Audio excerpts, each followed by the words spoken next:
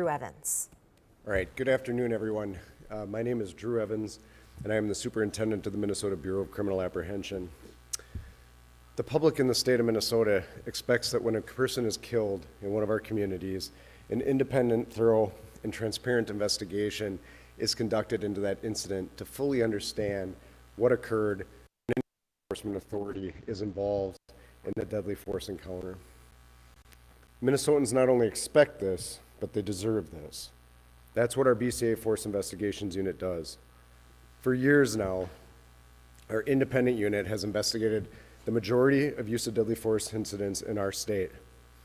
That's true for entities like the BCA, and it's common practice across the United States. That includes incidents involving federal officers and other high-profile incidents like have occurred in the city of Minneapolis and across our state, not only in recent months, but in recent years. Our highly trained independent team of investigators, crime scene personnel, are experts at conducting these types of investigations. This is all they do. We do not make decisions about guilt or innocent, but we compile the facts of the incident for review by proper prosecutorial authorities, both at the state and federal levels. This morning, I was in contact with the Minneapolis Police Department after the incident that you're all familiar with now. They requested our Force Investigations Unit respond to the scene and conduct such an independent investigation as we have in other recent incidents in the city of Minneapolis. What occurred was our team responded to the scene, and I was in contact with federal authorities to inform them that that was going to occur and that we were responding to the scene in Minneapolis. When our team arrived, they were blocked by federal agents with the Department of Homeland Security from accessing the scene. We worked with them and were in contact with the FBI, trying to attempt to access the scene so we can gather evidence to understand what occurred and work through this process. Our team also secured a search warrant for the scene, which is an unusual move in a public area like that, but we did that attempting to have judicial approval to enter this scene to gather evidence. We were once again blocked by federal authorities to go in and do that scene examination. We have a long history of working side by side with the Federal Bureau of Investigation on all types of cases. That's true in other high-profile incidents that you've seen in officer-involved shootings, and that remains the case that we do and will be going forward. They're excellent partners to us as an organization, but unfortunately, in these recent events, others outside of the state are making decisions that that does not occur. So we will continue to investigate this case and others that we have recently been involved with, but I would be remiss if I didn't state that it will be difficult to obtain all of the evidence and information contained without cooperation.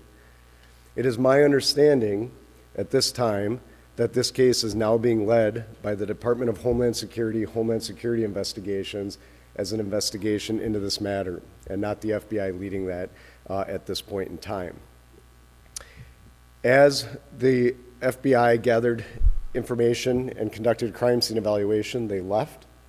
After they left, we were attempting to move in to do our own scene examination once we can access the scene, but federal agents that cleared the scene, as was previously said, the state and local police that were on scene from the beginning of this, providing protection of that scene alongside federal agents trying to allow us to do our work, were unable to hold that scene, and it got overrun with protesters in the area, and we were not able to re-examine that scene. I'm aware, and our team is aware, of the videos that you've seen, and we would welcome additional information provided to our team going forward that will continue a full investigation to the best of our ability with what we have, and we will do that as we always have, fairly independently in that process and transparently as we do in every investigation, and provide that without recommendation to the county attorney's office for review. You know, we're in uncharted territory here. It's been a long-standing understanding, both within our state and across the country, that entities like the BCA that conduct 80+% of officer-involved shooting investigations across the United States are asked to do these investigations of federal agents involved in officer-involved shootings. There certainly can be a new process going forward if the federal government would like to do that and federal agencies, but that has not been a discussion that's been had so that we can provide clear understanding to citizens to understand what that process will be. And so we will continue to investigate this case. We welcome cooperation. I'd continue to ask that we provided access to any information that's necessary to do a complete investigation, and that we want to work together with all of our federal partners so that we can really understand what occurs in any of these cases. An officer-involved shooting is an incredibly complex incident, regardless of the video that you see. And the only way to really, truly understand what occurred is to have a full investigation of the matter so that we can really understand what we all see that happens in a very short period of time that is often incredibly complex and requires a very thorough and large investigation to really understand what occurs in those very few moments that we often see. We'll continue to pursue partnerships with our federal partners in these investigations and others going forward, as it's clear to us and it's clear to all of us in Minnesota that we at the state and local level have an expectation when something happens in our communities that an investigation not only is done by our federal partners, but also by state and locals into various incidents as we see them. The Bureau of Criminal Apprehension and our Force Investigations Unit is committed to continuing to work on these sorts of incidents and conduct those independent investigations at the request of our local partners. Whenever that happens, Minnesotans deserve that so that they can fully understand what occurred in each and every one of these incidents so they can really have an understanding of what occurred each time something happens in our communities. With that, I'd be happy to answer questions. So to be clear, you said you got a some judicial warrant to gain access and were still denied by federal agents? Yes, that's accurate. The question was, we had a signed warrant and we were still denied access to the scene. That's accurate, correct.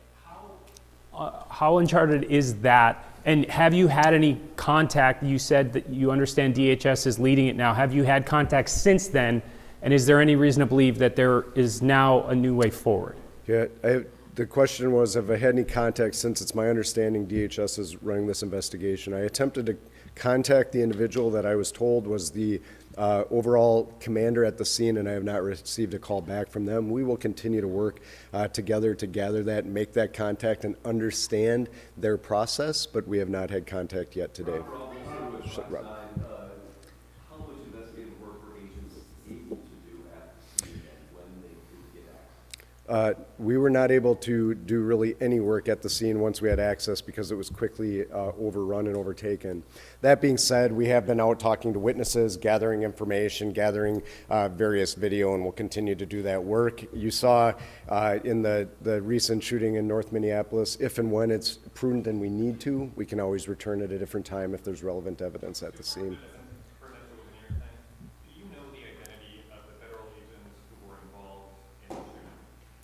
The question is, do we know the identity of the federal agents involved in the shooting? Not only on this case, but the other two that have happened, the federal entity, Department of Homeland Security in particular, does not provide us that information. They have not provided us that information in this case as well.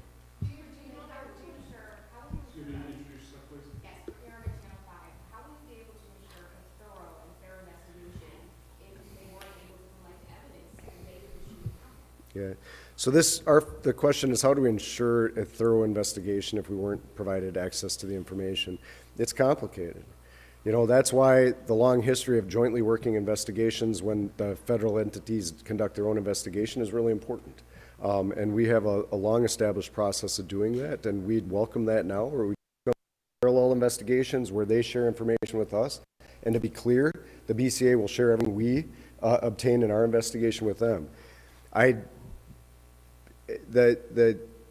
To say that we can do this in the manner that our team normally does, which is a very strict and established protocol, that obviously is disrupted. When we don't have access to the crime scene, we don't have the ability to map the scenes that we normally would in that process, so it will be compromised in some level of getting all of that. The hope is that we'll use all the different tools available to take different paths to do the best that we can with the information that we do have.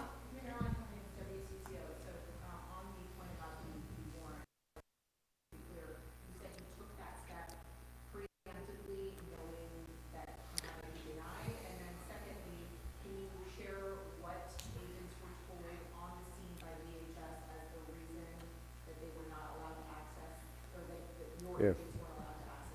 So the question was about the warrant and then access to the scene. We took the step of getting the search warrant because we were denied access to the scene. So we thought that we'd be able to get access to the scene, much like we would anywhere else, by having an independent judge agree that we have probable cause to investigate the incident at the scene. That was provided the information to the Department of Homeland Security, and they said that this was a scene and matter being investigated by the federal government, and they would not allow us physical access to the scene. So you arrived at the scene, you were denied, you go to a judge, ask for a warrant, so Judge Grant said warrant, you show up with that, and you still denied. That's accurate. We were denied after we provided information we had a warrant, please. I'm not trying to be glib here. Has local law enforcement lost the ability to pursue the rule of law against these federal officers? I'm just trying to understand, what does that mean for this operation at the Yeah, the question was about, has local law enforcement lost the ability for the rule of law? I will tell you that I and other law enforcement leaders continue to have discussions about this. It is important for people to understand just across Minnesota that there are two different, sets of illegal entities in the United States that conduct law enforcement operations: local and federal, and then tribal and territorial. Normally, and under normal circumstances, we work hand in hand in partnership on a variety of different criminal investigations. Each and every day, BCA agents and local law enforcement across Minnesota are conducting violent crime investigations, drug investigations, human trafficking. We work together with the federal government all of the time. This is a situation where we're in a different place for a variety of reasons when it comes to this, and we need to find a path forward. You've heard various people say that we need to look to turn the temperature down. I look to turn the temperature down not only because of a situation that all of us want to be in across the state of Minnesota, to be safe in our homes and communities each and every day, but importantly so that we aren't in a position where there is a standoff between local, state, and federal law enforcement authorities.